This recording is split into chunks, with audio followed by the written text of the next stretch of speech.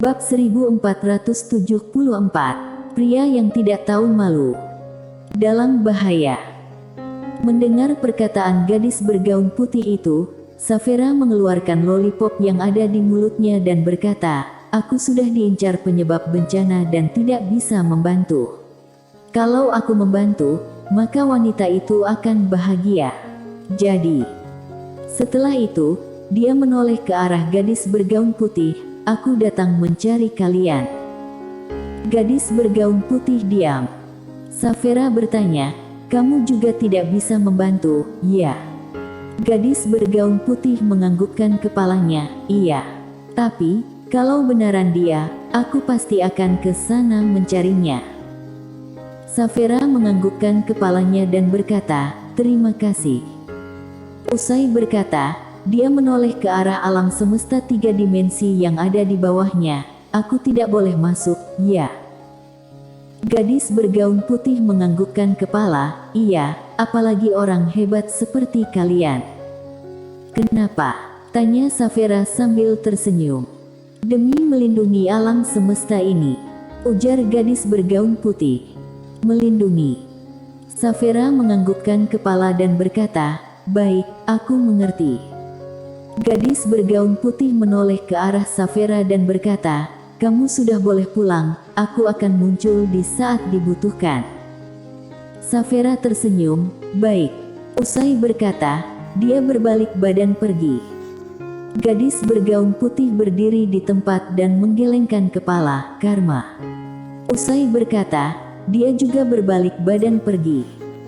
Saphira tidak langsung kembali ke alam semesta 5 dimensi. Dia pergi ke istana Yuming yang ada di alam semesta 4 dimensi.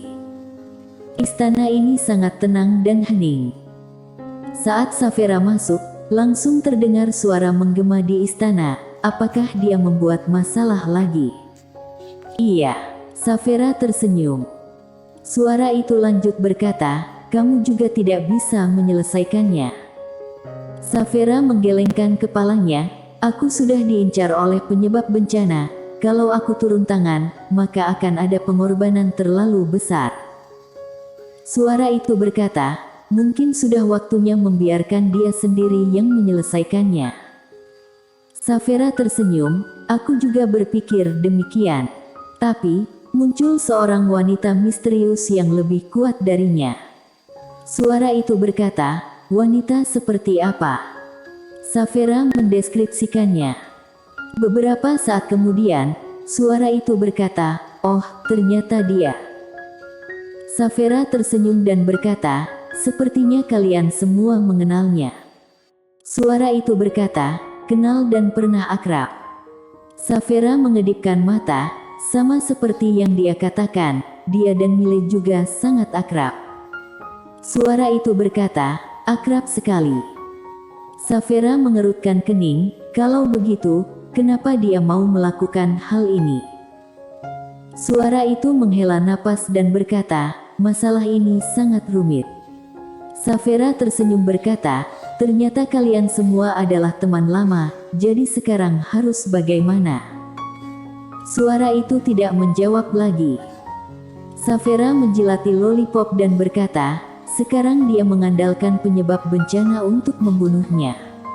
Tapi, aku tahu dia pasti memiliki rencana yang matang. Kalau rencana ini sudah berhasil, Mile pasti dalam bahaya." Suara itu berkata, "Dalam sisi kekuatan, selain 3 pedang, sudah tidak ada orang yang bisa membunuhnya. Dalam sisi kepintaran, hanya Vero yang bisa mengalahkannya. Bagaimana kalau kamu pergi mencari Nona Vero? Dia mungkin ada cara. Jujur saja, sekarang kita juga dalam masalah, tidak bisa membantunya." Saphira tersenyum dan berkata, "Iya. Kalau kalian keberatan, biar aku saja." Usai berkata, dia berbalik badan pergi. Suara itu berkata, "Nona, hati-hati dengan orang itu. Dia pasti ada alasan barulah menyerang Mile. Lalu, dia akan mulai bertindak saat rencananya sudah sempurna dan matang." Saphira menganggukkan kepala dan berkata, "Baik." Suara itu kembali berkata, jangan membiarkan Destiny ikut campur masalah ini. Kenapa? Tanya Saphira yang sedikit penasaran.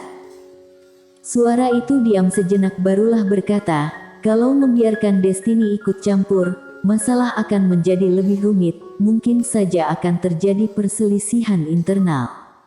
Karena Destiny hanya mengenal kakaknya saja, waktu itu, kau bukan pria berbaju putih, dia mungkin juga akan membunuh ibu kandung Mile. Bahkan, kami juga akan mati. Dia adalah orang yang tidak bisa menahan emosi, kalau sampai mengamuk, maka akan muncul bencana besar di dunia ini. Dan kalau dia benar-benar membinasakan dunia ini, maka penyebab bencana yang ada di tubuh Mile benar-benar tidak bisa terselamatkan lagi. Saphira berkata dengan suara lembut, karena penyebab bencana yang ada di tubuhnya berhubungan dengan wanita bergaun polos dan ayahnya. Suara itu berkata, ada setengah alasan karena mereka berdua tidak terikat dengan sebab akibat, tapi tidak melambangkan kerabat terdekatnya juga sama. Boleh dikatakan, Mile sedang menanggung semua perbuatan mereka sebelumnya. Juga karena demikian, Destiny barulah tidak berani bertindak semena-mena. Setelah itu, dia diam sejenak dan lanjut berkata, sebenarnya, sifatnya sudah berubah begitu banyak semua karena dia. Saphira diam sejenak. Sebenarnya dari dulu dia sudah menebak penyebab bencana di tubuh Mile, ada sebagian karena wanita bergaun polos dan pria berbaju hijau, karena dua orang ini bukanlah orang yang baik. Beberapa saat kemudian, Saphira mendadak berkata, baik, aku sudah mengerti. Usai berkata, dia berbalik badan pergi. Suara itu berkata, aku akan mencari cara untuk menghubungi Nona Vero, menanyakan apakah dia ada cara untuk menyelesaikan pertikaian ini. Oh iya, Nona Saphira, kamu harus hati-hati kalau bertarung dengan wanita itu, dia lebih susah dari bayanganmu. Saphira tersenyum dan berkata, baik. Usai berkata, dia sudah menghilang. Hanya terdengar suara hela napas di istana. Di sekte Taoisme. Di dasar jurang, Mile duduk bersila dan badannya diselimuti oleh bara api yang redup.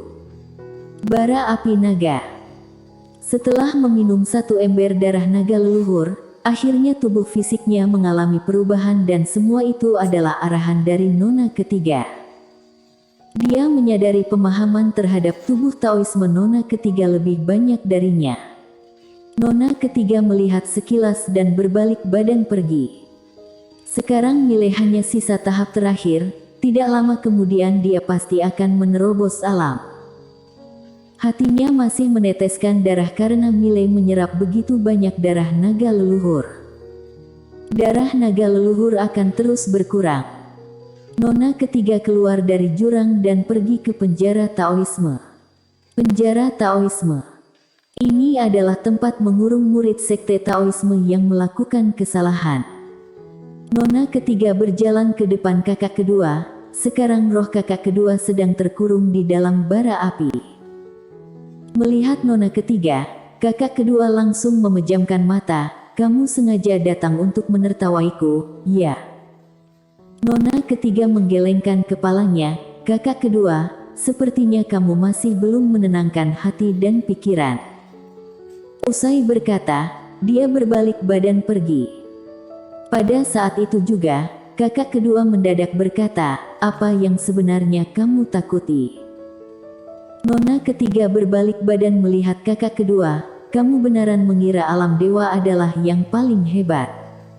Kakak kedua menatap Nona ketiga, kamu bisa membunuh Mile.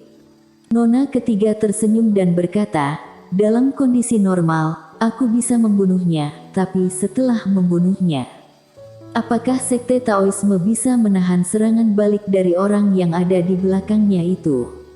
Aku tahu, kamu pasti akan menjawab bisa, karena dalam hatimu sekte Taoisme adalah yang paling tak terkalahkan. Kakak kedua diam saja. Nona ketiga lanjut berkata, apakah kamu pernah berpikir, kenapa kita mau membunuhnya? Apakah hanya karena dia memiliki 9 kitab sekte Taoisme? Kamu jangan lupa kata-kata dari guru, kitab Taoisme bukanlah kitab suci kita. Semua orang bisa mempelajari seni bela diri yang ada di dalam kitab Taoisme. Lalu, impian guru adalah kitab Taoisme ini bisa tersebar luas dan dipelajari semua orang. Tapi, kita malah sengaja menyimpannya. Kenapa roh kebenaran agung tidak mengakui kalian? Karena kalian sudah membelakangi impian dari guru kita. Ekspresi wajah kakak kedua sangat masam dan tidak berbicara lagi. Nona ketiga lanjut berkata, sampai sekarang Mile tetap percaya kalau kita bisa membunuhnya. Apakah kamu tahu, kalau sekte Taoisme benar-benar membunuhnya, mungkin kita akan dalam bahaya besar. Kakak kedua berkata, siapa sebenarnya orang di belakangnya?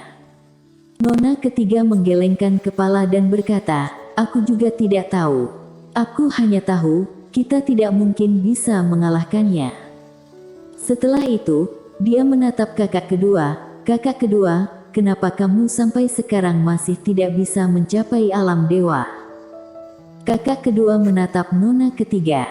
Nona ketiga berkata dengan nada lembut, semua ini karena kamu terlalu terpikat dengan kitab Taoisme dan kedudukan. Jalanmu sudah mulai sesat. Usai berkata, dia berbalik badan pergi. Sampai di pintu keluar, dia berhenti dan berkata, aku mengurungmu 100 tahun di sini. Semoga dalam 100 tahun ini kamu ada pencerahan dan mencapai alam dewa. Kalau tidak bisa dan terus hidup dalam kebencian, maka kamu sudah boleh pergi mati saja. Setelah itu, dia langsung menghilang. Kakak kedua hanya bisa diam saja di dalam penjara Taoisme. Setelah keluar dari penjara Taoisme, Nona ketiga menengadahkan kepala ke langit dan muncul sosok di belakangnya. Sosok itu memberi salam, Tuan ketiga. Nona ketiga berkata, bagaimana hasil penyelidikannya? Sosok itu menjawab, hanya tahu dia berasal dari tanah suci, identitas tidak diketahui. Tanah suci. Nona ketiga memejamkan kedua matanya, wanita itu sepertinya ingin menjadikan sekte Taoisme sebagai tumbal. Sosok itu berkata, Tuan ketiga, apakah mau membalas dendam? Nona ketiga menggelengkan kepala, jangan, kita lebih lemah.